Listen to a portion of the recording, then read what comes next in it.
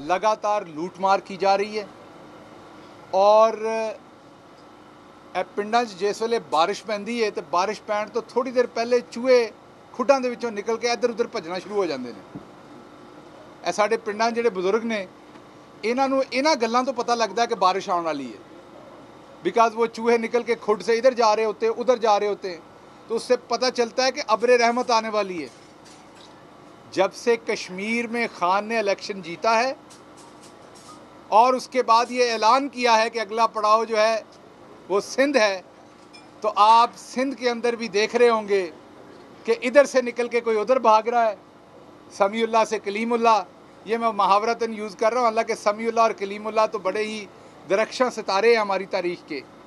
तो इधर से पास उधर जा रहा है, शाह साहब से मिनिस्ट्री लेके गनी साहब को दी जा रही है, और 14 साल से जो लूटमार कर रहे हैं, आखिरकार उन्हें एहसास हुआ कि अब उन्होंने एक डिक्टेटर, माफ़ कीजिएगा एडमिनिस्ट्रेटर लगाना है कराची में, क्योंकि कोई लूटमार रह गई है तो खान के आने से पहले कर लें, क्योंकि इन्हें पता है कि जब खान आ गया उसके बाद तो लूटमार होनी नहीं है, उसके बाद तो रस्सा पड़ेगा अकाउंटेबिलिटी का इनके गलों में और इनको जवाब देना पड़ेगा जो सिंध के अवाम को पिछले 14 साल से लूटा गया है।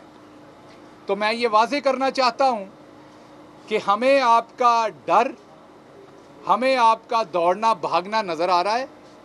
हमें ये नज़र आ रहा है कि ये जो मुर्तज़ा वहाब को आप एडमिनिस्ट्रेटर लेके आए हैं, ये जो रह गई है कसर लूट मार की, वो भी आप पूरी करना चाहते हैं। वरना 14 साल के बाद आपको ये ख्याल ना आता, जब फेडरल गवर्नमेंट वहाँ जाके सड़कें, गटर और दूसरे काम जो आपके थे 18वीं तरमीम के बाद, जिसका आप बड़ा क्रेडिट लेते हैं, जिसका आप बड़ा सीना ठोक के कहते कि 18वीं तरमीम हमने पास करवाई, और आप तकरीबन कोई 6-7 हज़ार अरब रुपया ले जा चुके, हमारी हुकूमत में 2000 अरब से ज़्यादा पैसा ले जा चुके, लेकिन करते क्या हैं? सिंध के अवाम पे लगाने की बजाय लूट मार करते हैं।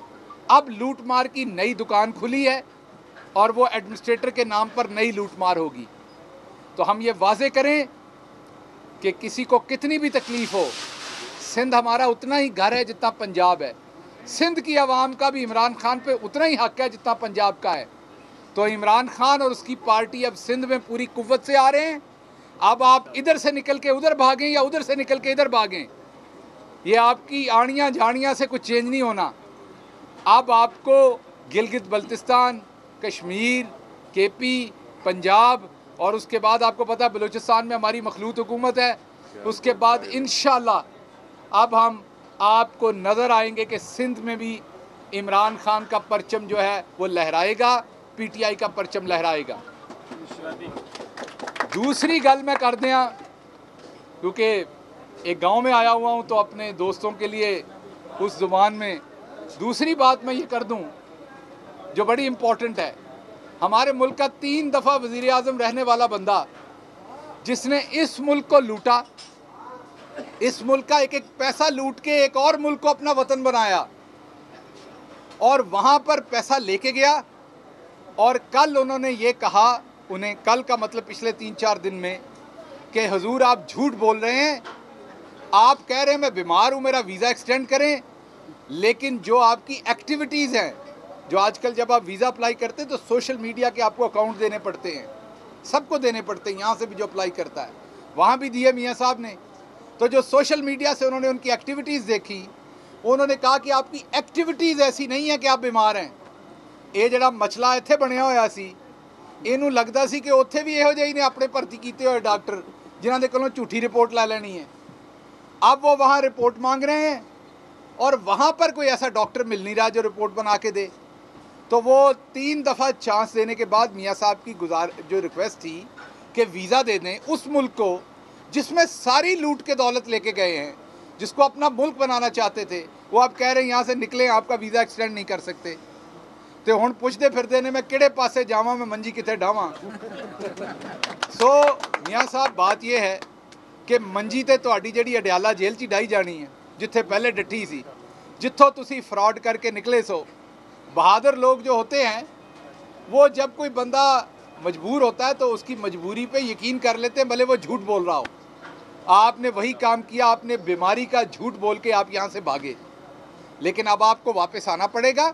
और दूसरी बात आखिरी मैं ये कह दूं कि जो मीडिया में एक बात बार बार हमें बताई जाती है कि वह शहबाज शरीफ तो मिलजुल के चलना चाहते हैं, नवाज शरीफ का गाली गलोच का बयानिया है, तो कई लोगों को ये कन्फ्यूजन होती है कि हम इनके फ्रॉड में आ जाते हैं। हमें बड़ी अच्छी तरह से पता है ये दोनों चोर हैं भाई, दोनों ने पैसा लूटा है, दोनों का मकसद एक है। एक का मकसद है पांव पड़ के माफ़ी लेना, दूसरे का मकसद है गाली दे के माफ़ी लेना। ये गुड कॉप बैड कॉप हमारे साथ नहीं चलना। हमने आप दोनों के पेट से वो सारी जायदाद निकलवानी है जो लंदन तो क्या पाकिस्तान में भी नहीं थी। अब अगर तो बाजी होती लंदन में तो अभी तक रिपोर्ट बना चुकी होती कैलबरी के साथ। अब बाजी भी यहाँ है, डॉक्टर कोई हाथ पकड़ नहीं रहा। तो अब अपने जो झूठे सच्चे इनके वहाँ चंद लोगों के साथ वास्ते हैं, उनसे झूठे सच्चे बयान दे के अपना सिलसिला चलाने की कोशिश कर रहे हैं। मियाँ साहब, आपको थोड़ी बहुत ख्याल करना चाहिए, पाकिस्तान के वक़ार का ख्याल करना चाहिए। आप 3 दफ़ा यहाँ वज़ीर आज़म रहे हैं, ये समझते हम कि आप लोगों को फ्रॉड करके, लोगों को आप झूठे वादे करके वज़ीर आज़म बनते रहे, लेकिन रहे तो है ना। तो आप अपने मुल्क में वापस आएँ, जो बाकी टर्म है वो जेल काटें, उसके बाद जो करना है करें, या पैसा वापस करें और आप एक आज़ाद शहरी हैं। लेकिन ये वाजे कर दें हम आपको, वो भले सिंध में आने। शहबाज गिल की गुफ्तगू आपने सुनी। यहाँ वक्त हुआ है न्यूज़ अपडेट्स का। GBLA हल्का 4 नगर ज़िमनी इलेक्शन में पोलिंग का अमल जारी है। ख़वातीन की बड़ी तादाद वोटिंग के अमल में हिस्सा ले रही है। ताज़ा तरीन क्या सूरत हाल है, ये बताएंगे नुमाइंदा दुनिया न्यूज़ शाह बहराम। जी, इस वक्त मैं मौजूद हूँ गवर्नमेंट मिडिल गर्ल्स स्कूल में। इस वक्त पोलिंग का अमल सुबह 8 बजे से शुरू हुआ है और ये सिलसिला तकरीबन 5 बजे तक जारी रहेगा। मैं इस वक्त एक ख़वातीन के पोलिंग स्टेशन पर मौजूद हूँ। ख़वातीन अपना हक़ राय दही इस्तेमाल करने के लिए बड़ी तादाद में जो पोलिंग स्टेशंस है उसकी तरफ रुख कर रहे हैं। इस वक्त सिक्योरिटी सूरत हाल के बारे में आपको आगाह करूँ तो सिक्योरिटी सख्त की गई है। गिलगित बल्तिस्तान के दीगर अजला से तकरीबन 670 पुलिस एहलकार को मुख्तलिफ पोलिंग स्टेशंस पर तैनात किया गया है। इसके अलावा गिलगित बल्तिस्तान स्काउट के 2 प्लाटून जो है वो भी रिज़र्व पे रखा गया है। गिलगित बल्तिस्तान में इस वक्त कोरोना की सूरत हाल थोड़ा गंभीर है, जिसकी वजह से कोरोना से बचाव के लिए एहतियाती तदाबीर जो है उस पर अमल दरामद की जा रही है। और जो वोटर्स पोलिंग स्टेशंस की तरफ आ रहे हैं उनको गेट पे ही उनको मास्क, सैनिटाइज़र और दीगर जो कोरोना वायरस से बचाव के जो एहतियाती सामान होते हैं उनको प्रोवाइड की जा रही है। जी, खबर यह है कि शहबाज गिल का कहना है कश्मीर के बाद सिंध और कराची को भी लुटेरों से छुड़ाएंगे, अगला पड़ाव इंशाअल्लाह सिंध होगा। मुआविन ख़ुसूसी शहबाज गिल की जानिब से कहा गया। खान के इस ऐलान के बाद अफरा तफरी आया है, कराची के अवाम की आंखों में धूल झोंकने की कोशिश की जा रही है। जी बिल्कुल, कश्मीर के बाद सिंध और कराची को भी लुटेरों से छुड़वाएंगे, ये कहना है शहबाज गिल का, और अगला पड़ाव इंशाअल्लाह सिंध होगा। मुआविन ख़ुसूसी शहबाज गिल ने यह भी कहा है।